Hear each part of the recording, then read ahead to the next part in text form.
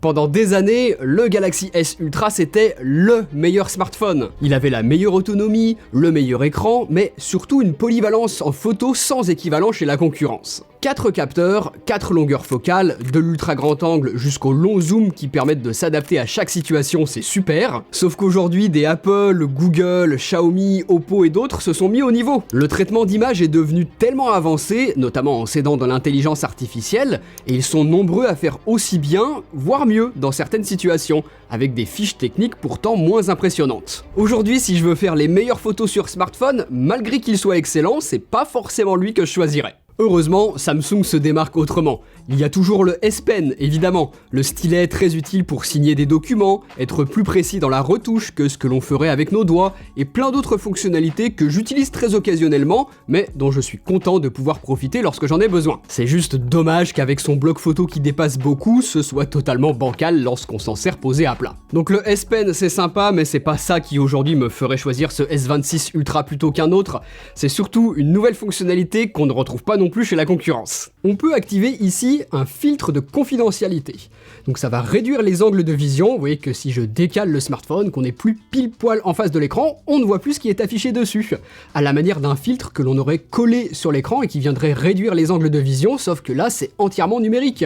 On peut activer ou désactiver cette fonctionnalité à la volée et choisir à certains moments de cacher aux gens qui sont autour de nous ce qui se trouve sur notre smartphone. Ça fonctionne super bien. Là où c'est malin, c'est que l'on va pouvoir choisir d'afficher l'écran mais de masquer uniquement les notifications par exemple. Il faudra être pile poil en face pour pouvoir les lire. L'inconvénient de ce mode, c'est qu'une fois activé, on perd beaucoup en luminosité, en contraste et également en fidélité des couleurs puisque beaucoup moins de pixels sont allumés.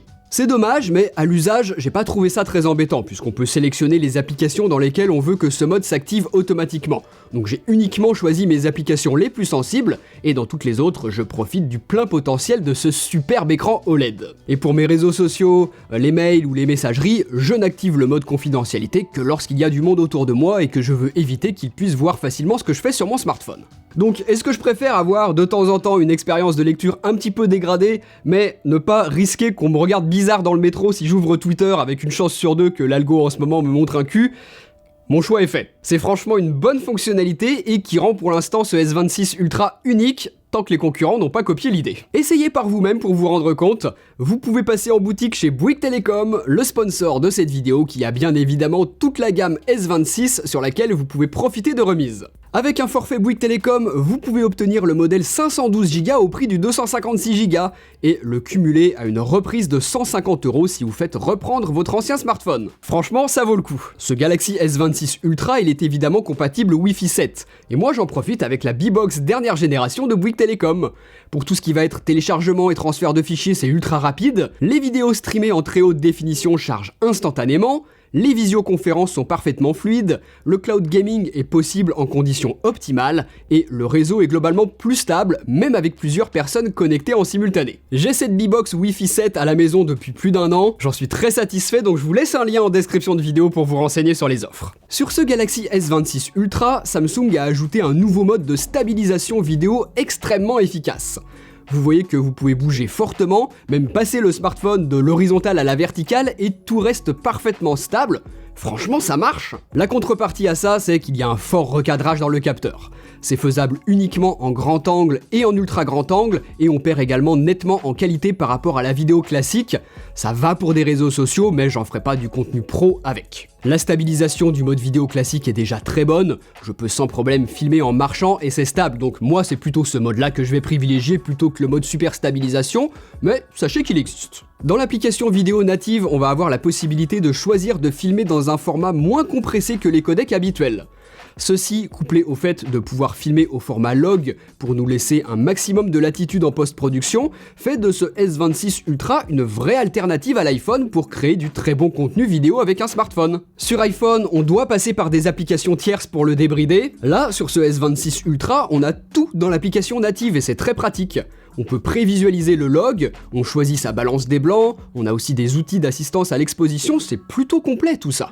Quand on a des clients qui demandent par exemple du contenu vertical, je me vois tout à fait faire la presta avec ce Galaxy S26 Ultra, il fait le job, et même pour soi, pour sa propre activité, ça marche. Moi je regrette toujours l'éternelle absence du 25 images par seconde, même en mode pro. Ça va être embêtant lorsqu'on va vouloir mélanger les images prises avec ce Galaxy S26 Ultra et d'autres provenant d'autres caméras filmées dans un framerate différent. L'iPhone qui n'a pas ce problème reste pour moi le roi de la vidéo sur smartphone. Ça se joue à pas grand chose entre les deux, et une chose est sûre, c'est que sur Android, ce Galaxy S26 Ultra est clairement mon préféré pour filmer. Son grand écran, pour photographier et filmer, j'aime beaucoup parce que je vois très bien ce que je fais dessus, mais au quotidien, je suis toujours pas franchement fan de ces smartphones immenses qu'on manipule difficilement à une seule main. J'adorerais voir Samsung nous proposer un modèle ultra, peut-être sans le stylet à l'intérieur, mais qui ferait la taille d'un iPhone. Je le trouve malheureusement trop encombrant ce S26 Ultra, c'est pas un smartphone qui est fait pour moi, même si j'apprécie le fait que cette année, les angles soient plus arrondis, ce qui est plus agréable en main. Samsung a aussi abandonné le titane pour revenir à l'aluminium, et soit la personne qui l'a testé avant moi a fait n'importe quoi avec, soit il se raye beaucoup plus facilement que lorsqu'on profitait du titane. Je pense plutôt que c'est la première hypothèse parce que je l'ai utilisé plusieurs semaines sans coque de protection et sans y faire vraiment attention,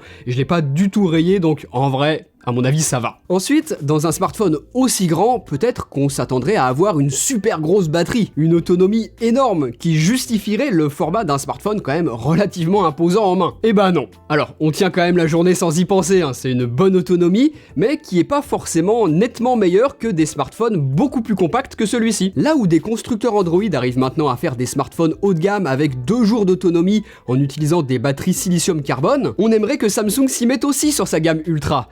Là, l'autonomie est très bonne, mais je dirais pas pour autant qu'elle sort du lot, alors qu'elle pourrait si Samsung innovait dans ce domaine comme le font d'autres marques. Je regrette aussi l'absence de système de magnétisme au dos. Sur les iPhones et les Google Pixel, ça permet d'utiliser énormément d'accessoires très utiles au quotidien, et sur ce S26 Ultra, toujours pas. Alors on peut solutionner ça en lui mettant une coque, elle, équipée d'aimants, mais ça rajoute du poids, de l'encombrement à un smartphone qui est déjà bien balèze, et j'aimerais pouvoir profiter de cette fonctionnalité sans avoir besoin de l'équiper d'un accessoire. Encore pas si loin en arrière, la gamme Ultra, elle regroupait tout ce qui se faisait de mieux sur smartphone, et là, depuis quelques années, Samsung stagne un peu. Je peux pas m'empêcher de trouver ça un peu frustrant sur un smartphone qui coûte près de 1500 balles tout de même. Allez, on se consolera avec la vitesse de charge qui est enfin plus rapide.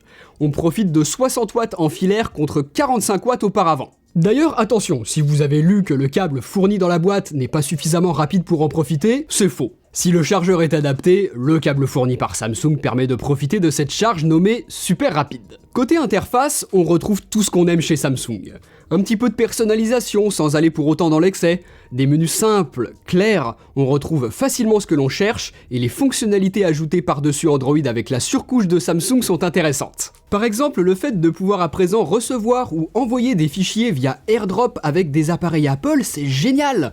Ça facilite vraiment la vie et on peut tout à fait imaginer utiliser ce S26 Ultra avec un iPad ou un Mac. Ce S26 Ultra a beau ne plus forcément être le meilleur dans une catégorie en particulier, la cohérence de l'écosystème, le soin apporté dans les détails fait qu'aujourd'hui c'est peut-être lui qui propose la meilleure expérience sur Android.